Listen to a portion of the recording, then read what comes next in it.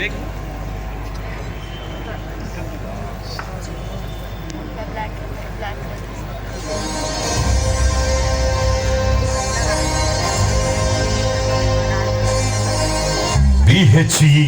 కార్మికోద్యమ నేత, తెలంగాణ ఉద్యమకారుడు G Yellanna life journey.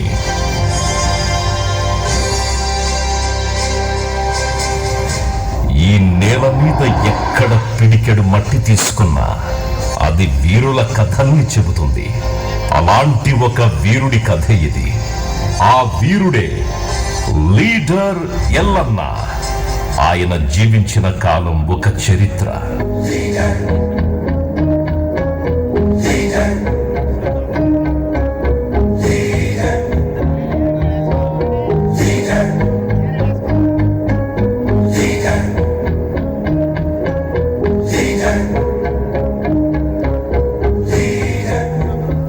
మనిషిని ప్రేమించడం, మట్టిని ప్రేమించడం వీరుల లక్షణం.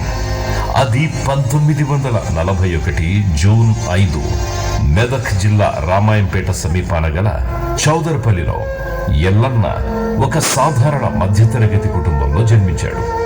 తండ్రి మల్లయ్య చిన్ననాడే చనిపోవడంతో అతడి మేనమామలు ఎల్లన్నను, అతడి తల్లి వీరమ్మను చేరదీశారు. తండ్రి లేని లోటును తల్లి వీరమ్మే కొంత తీర్చింది. కష్టాలకు ఎదురీదడం అలవాటు చేసుకున్నాడు ఎల్లన్న.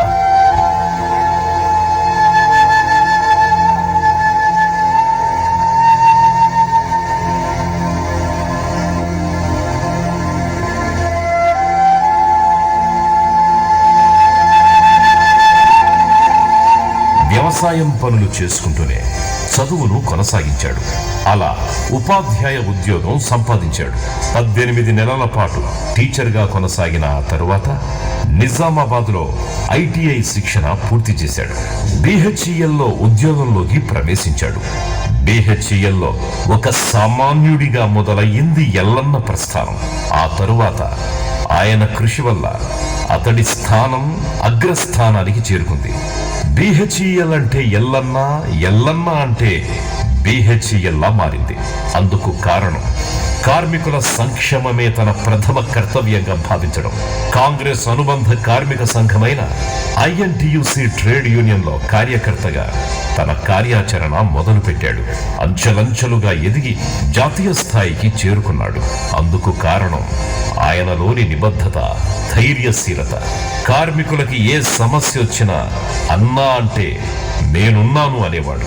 అట్లా వందలాది మంది కార్మికుల కుటుంబాలకు పెద్ద దిక్కయ్యాడు మన ఎల్లన్న. బిహెచ్ఈఎల్లో అప్పటికే పలు ట్రేడ్ యూనియన్లు ఉన్నప్పటికీ ఎల్లన్న నిజాయితీ, తలవంచని వ్యక్తిత్వం సంఘాలకు అతీతంగా అతన్ని అభిమానించేలా చేసింది. ఎల్లన్న గారి గురించి ఎంత చెప్పుకున్నా తక్కువనే. కాకపోతే మనం జరిగిన కొన్ని చెప్పుకోవడం, నెమరేసుకోవడం తప్పేం కాదు. మన అవగాహనకు మాత్రము ఈరోజు ఎంఐజీ ఫేజ్ 1 వచ్చిందంటే కూడా అది ఎల్లన్న గారి కృషి వల్లే. మన ఫేజ్ 2 వచ్చిందంటే కూడా ఎల్లన్న గారి కృష్ణ గారి నిరంతరం కృషి వల్లనే చెప్పడం జరుగుతుంది.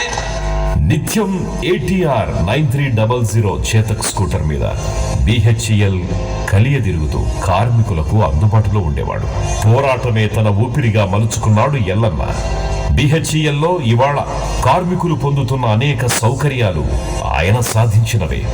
25% HRA, MIG first phase, second phase లో దాదాపు 6-7 వేల మందికి ఇళ్లు, సూపర్ స్పెషాలిటీ వైద్యం.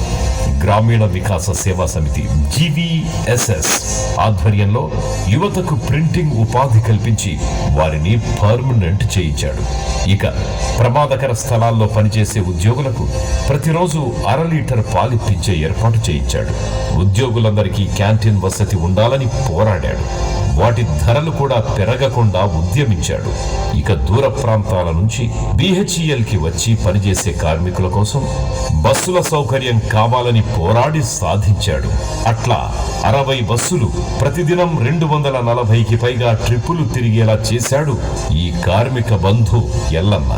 అలాగే కంపెనీ అభివృద్ధి కోసం ఓవర్ టైం పనిచేసే కార్మికులకి అదనపు వేతన పద్ధతిని సాధించాడు. ఇక తెలంగాణ రాష్ట్ర సాధన కోసం ఎల్లన్న 4 దశాబ్దాల పాటు విరామమెరుగని పోరు సలిపాడు. 1969లో తెలంగాణ కోసం ఉద్యమం పెద్ద ఎత్తున రగులుకుంటున్న సమయంలో అందులో భాగస్వామయ్యాడు. ఆనాటి ప్రధాన నాయకత్వమైన మర్రి చెన్నారెడ్డి, మల్లికార్జున్, సదాలక్ష్మి, మదన్ మోహన్ వంటి వారితో కలిసి నడిచాడు. ముఖ్యంగా మాజీ కేంద్ర మంత్రి మల్లికార్జున్ కి అత్యంత సన్నిహితుడు ఎల్లన్న. మా భూములు మాకేనని బల